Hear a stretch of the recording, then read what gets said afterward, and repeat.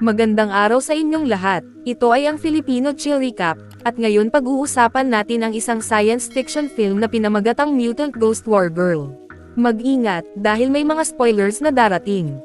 Ang taon ay 2077. Isang malaking kumpanya na tinatawag na Medusa ang palihim na nagsasagawa ng eksperimento sa mga tao upang makalikha ng mga super soldiers sa pamamagitan ng pagbabago sa human genome. Kamakailan, nahuli nila ang isang government agent na si Ching at binago ang kanyang katawan gamit ang mutating compounds. Sa kabutihang palad, bago pa nila ma-brainwash si Ching, dumating ang maraming ahente at sinalakay ang pasilidad, pinapatay ang lahat ng kalaban sa lugar. Agad namang pumunta ang team leader na si Detective Wang upang palayain ang mga subject ng eksperimento at gumawa ng kopya ng iligal na gawain ng kumpanya. Mabilis niyang nilapitan si Ching at tinulungan itong magkamalay, ngunit hindi niya alam na may isang misteryosong babae na nagngangalang Catherine na palihim na nagmamasid sa kanila. Sinubukan ng grupo na tumakas, ngunit bigla silang inatake ng higanteng tentacle mula sa kisame, na nagbigay babala na may paparating na panganib. Ilang sandali pa, lumitaw ang isang napakalaking nilalang mula sa kulungan nito at galit na sumisigaw sa harap ng mga tao. Napilitan ang mga ahente na magpaputok ng baril, ngunit walang bisa ang mga bala sa halimaw. Sa halip, parang basahan lang nitong itinatapon ang mga tao. Mabilis na pinatay ng nilalang ang lahat ng ahente at sinimulang kainin ang ibang mga subject bago tumungo kay Detective Wang. Nakita ito ni Ching at agad siyang sumugod sa halimaw, ilang beses itong sinaksak bago tumalon pabalik sa lupa. Gumanti ang halimaw gamit ang malalaking tentacle, ngunit agad naman itong pinutol ni Ching. Ginamit ng grupo ang pagkakataon para makatakas at nalock nila ang halimaw sa isang silid. Hindi nila alam na mas mapanganib na kalaban ang sumusunod sa kanila. Pagdating nila sa isang warehouse, hinarang sila ni Catherine, na tila bagong galing lang sa K-pop rehearsal.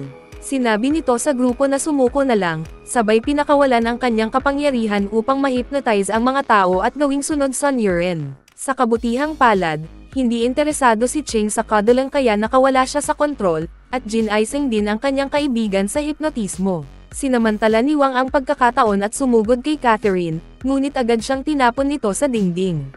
Nang makita nilang wala silang laban, iniabot ni Wang kay Ching ang chip ng kumpanya at sinabihang tumakas. Tumakbo si Wang para guluhin ang kalaban, ngunit agad din siyang pinabagsak at itinapon parang insekto. Muling sumugod si Ching para labanan si Catherine at nagpalitan sila ng mabibigat na suntok, ngunit hindi pa rin siya naging katapat ng kapangyarihan nito.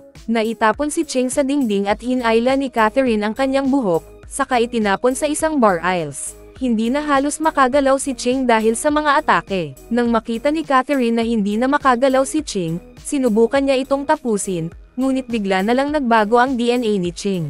Unti-unti siyang naglabas ng napakalaking kapangyarihan mula sa kanyang katawan. Ilang sandali pagkatapos, sa isang metropolis malapit sa lugar, papunta ang head manager ng Medusa na si Mr. Lee sa kanyang pribadong opisina. Dito, makikita ang pagkakahuli kay Detective Wang. Lumabas na kahit papaano ay nakatakas si Ching kasama ang computer chip ng kumpanya, ngunit tumanggi si Wang na ibunyag ang kinaroroonan ng babae. Dahil dito, agad siyang pinatay ni Lee sa sobrang inis. Makalipas ang ilang sandali, pumunta ang head manager sa isang virtual simulation, at nalaman na ang kumpanya ay nagpapalaban ng mga mutated na tao laban sa isa't isa. Sa pamamagitan ng mga labanang ito, nagagawa ng mga mutants na ilabas ang buong potensyal ng kanilang mga genetic abilities habang nalalagay sa panganib ang kanilang buhay. Layunin ng kumpanya na lumikha ng pinakamakapangyarihang super soldiers sa mundo. Ang pinakabagong miyembro na si Kui ay nagkaroon ng napakalaking kapangyarihan matapos ang isang mabangis na labanan.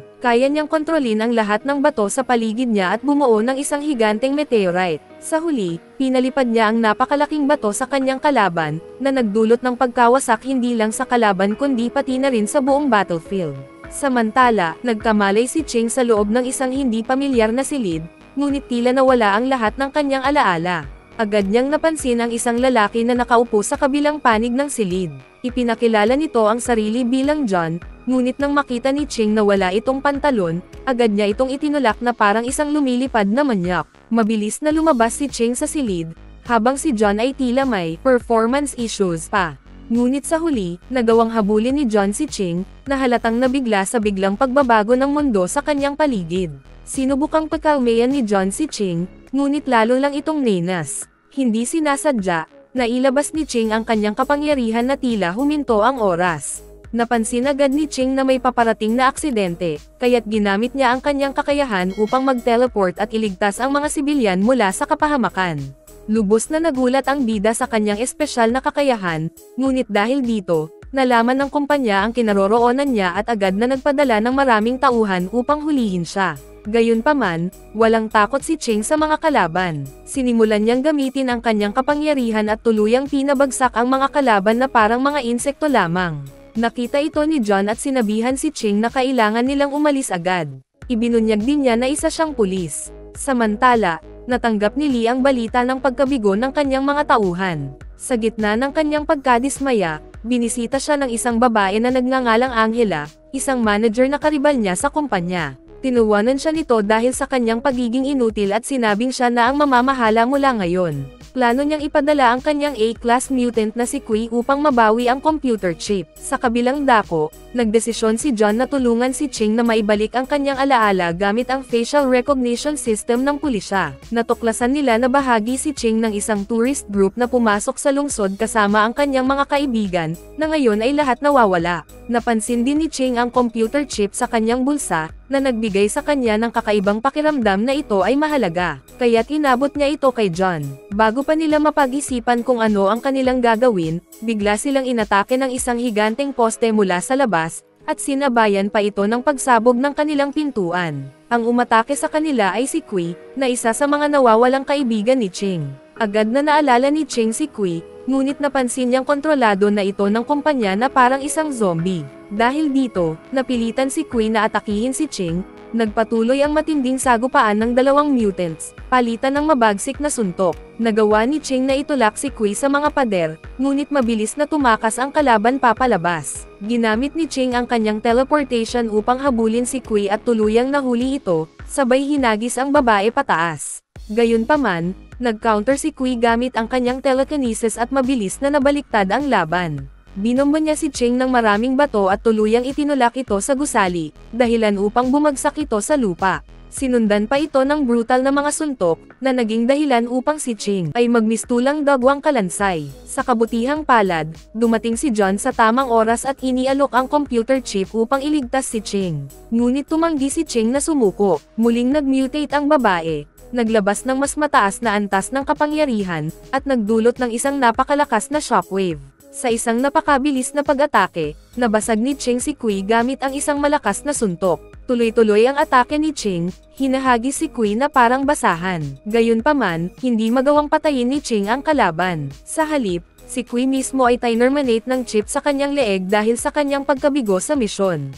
Napabagsak rin si Ching dahil sa matinding pinsala, kaya't kinailangan siyang dalhin ni John sa isang ospital nang hindi nila alam na ang kanilang laban ay lihim na naitala ng isang spy drone. Si Lee pala ang nasa likod ng spy drone. Galit niyang kinwestiyon si Angela kung bakit hinayaang makatakas ang kalaban at nawalan pa ng isa sa kanilang pinakamahuhusay na mandirigma. Biglang pumasok ang may-ari ng kumpanya, pinatahimik silang dalawa, at inutusan sila na mabawi ang computer chip anuman ang mangyari. Samantala, dinala si Ching sa isang underground hospital kung saan binigyan siya ng mutagen upang ma-stabilize ang kanyang mga pinsala. Sa kabila nito, tumanggi siyang magtago pa. Nagpasya siyang harapin ang kumpanya at tumungo direkta sa headquarters ng Medusa. Pagpasok ni Ching sa gusali, bumalik sa kanya ang mga alaala. Naalala niya si Catherine, isang doktor na kumuha sa mga babae upang dalhin sa laboratorio. Dito nila sa pilitang ginawang super soldiers ang mga tao. Gamit ang kanyang mga alaala, natagpuan ni Ching ang isang lihim na pinto na nagdala sa kanya sa laboratories. Doon niya tuluyang naalala ang lahat ng nangyari. Inutusan siya ng kanyang kapitan na magpanggap bilang turista upang makapasok sa kumpanya, ngunit nahuli siya ng mga kalaban. Hindi alam ni Ching na minamanmanan siya ni Angela, na agad siyang kinausap at binigyan ng ultimatum.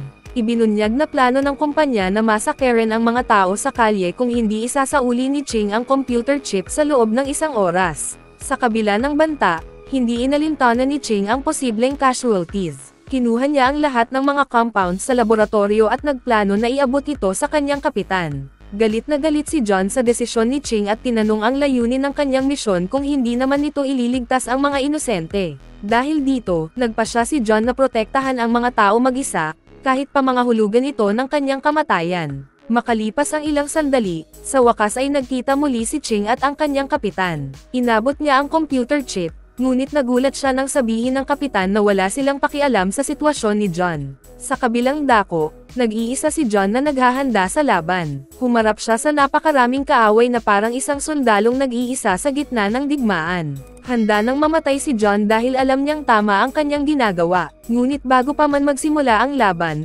napansin niyang dumating si Ching sa lugar, nag-aanyong parang isang nakamamatay na samurai. Sinabi ni Ching na hindi niya hahayaang si John lamang ang magdala ng lahat ng karangalan, bago sila magkasamang humarap sa paparating na hukbo. Sa hindi nila alam, minamasdan sila ni Lee mula sa kanyang opisina kasama ang mga investors na naglalaway sa ideyang magkaroon ng sariling hukbo ng super soldiers. Mabilis na umatake ang mga assassin patungo kina Ching at John, ngunit si Ching ay biglang nag-teleport at parang may ultra instinct na pinagpapatay ang mga kaaway sa isang kisap mata. Samantala, sinamantala ni Angela ang pagkakataon upang dakmain si John. Habang kumakanta na parang baliw, sinaksak niya ito ng diretso sa dibdib, dahilan upang sumigaw si Ching sa sakit. Galit na umatake si Ching kay Angela ngunit mabilis din siyang inatake at sinaksak ng paulit-ulit, na nagresulta sa matinding pinsala sa kanya. Sa kabutihang palad, ang matinding galit ni Ching ay nagdulot ng panibagong mutation sa kanyang katawan, na nagpalakas sa kanyang kapangyarihan ng 40%. Nagdulot ito ng isang napakalaking shockwave na nagpatalsik kay Angela sa kalsada. Gayunpaman, tumayo pa rin si Angela upang ipagpatuloy ang laban, ngunit biglang lumitaw si Ching sa kanyang likuran at naputol ang ulo nito sa isang mabilis na strike. Habang nasasaksihan ang pagkatalo ng kanyang kasamahan, nagsimula ng questionin ng mga investor si Lee kung sulit pa ba ang kanyang mga mutants. Galit na itinulak ni Lee ang isang investor sa pader at nagbanta sa iba na manahimik, kundi papatayin din sila. Sa kabilang dako, nagluluksa si Ching sa tabi ni John, na malapit ng mamatay. Habang namamatay sa kanyang bisig, pinagsisisihan ni John ang hindi paggugol ng mas maraming oras kay Ching. Sa pagkamatay ng kaibigan, nanumpa si Ching na maghihiganti at agad na nagtungo sa pangunahing opisina ng Medusa. Pagdating niya sa itaas na palapag, sinalubong siya ng maraming assassins, ngunit nagawa ni Ching na patayin silang lahat sa isang iglap. Agad niyang hinarap si Lee at sinabihan itong tumigil na sa pagpatay ng mga tao, ngunit binaliwala lamang ito ng manager, na iginiit na ginagawa niya ang pinakamabuti para sa sangkatauhan. Wala nang ibang pagpipilian si Ching kundi ang umatake gamit ang teleportation. Nagsimula ang kanilang matinding laban, habang ang mga tao sa gusali ay nagtatakbuhan para sa kanilang buhay. Sa kasamaang palad, hindi nakatama si Ching kahit isang beses kay Lee. Ginamit ni Lee ang kanyang telekinesis upang itapon si Ching sa mga pader at durugan siya sa mga haligi. Sa kabila ng kanyang pagkatalo, tumangging sumuko si Ching. Nang akmang papatayin na ni Lee si Ching, nawalan siya ng malay at nagkaroon ng pangitain kung saan buhay pa si John. Sa pangitain, tinanong ni Ching kung paano niya matatalo si Lee kung mas mahina ang kanyang kapangyarihan. Ipinaalala ni John na hindi ang lakas ng kapangyarihan ang mahalaga, kundi ang lakas ng loob at puso. Sa alaala ng sakripisyo ni John, nagsimula muli ang mutation ni Ching, na nagbunsod ng mas mataas na antas ng lakas at ibinalik siya sa kamalayan. Mabilis siyang nakatakas sa atake ni Lee at gumalaw ng napakabilis na hindi na siya makita ng kalaban. Sa wakas, inatake ni Ching si Lee nang walang tigil, pinatalsik ito sa buong silid. Sa pagkakataong ito, hindi na makadepensa si Lee, habang patuloy siyang binabato ni Ching sa mga pader. Sa huli, itinapon si Lee papunta sa isang higanteng rebulto, at doon sa wakas nagpakita si Ching. Ngunit wala ni Katie Ting na balak sumuko ang kalaban. Sinimulan ni Lee na tipunin ang lahat ng kanyang kapangyarihan, pinapalutang ang mga bubog ng salamin sa buong silid bago ito itinapon ng sabay-sabay kay Ching. Sa kabutihang palad, nagawa ni Ching na mag-teleport sa tamang oras, na iwasan ang lahat ng atake ni Lee. Sumugod siya at sinaksak ang kalaban diretso sa ulo, tuluyang winakasan ang buhay nito. Makalipas ang ilang panahon, bumalik si Ching sa bahay ni John upang magbigay pugay sa kanyang kaibigan. Sa hindi inaasahan, biglang lumitaw si John sa harapan niya, buhay at humihinga. Laking gulat ni Ching nang malamang naging mutant din si John tulad niya. Ngumiti sila sa isa't isa, puno ng pagmamahal, habang niyayakap ang bagong hinaharap na magkasama. Sa huli, umakyat si Ching sa bubong at pinagmasdan ang buong lungsod. Nangako siyang paprotektahan ang sangkatauhan kasama ang kanyang bagong kasamang mutant na si John. Ngunit hindi alam ng lahat na ang utak sa likod ng Medusa ay buhay pa pala. Ang kontrabidang napatay ni Ching ay isa lang clone ng orihinal na mastermind. Kaya ano ang masasabi ninyo tungkol sa pelikulang ito? Ay comment nyo na sa ibaba. At kung nagustuhan nyo ang video ko, huwag kalimutang i-like at mag-subscribe para sa mas marami pang content. Kita-kits tayo sa susunod na video.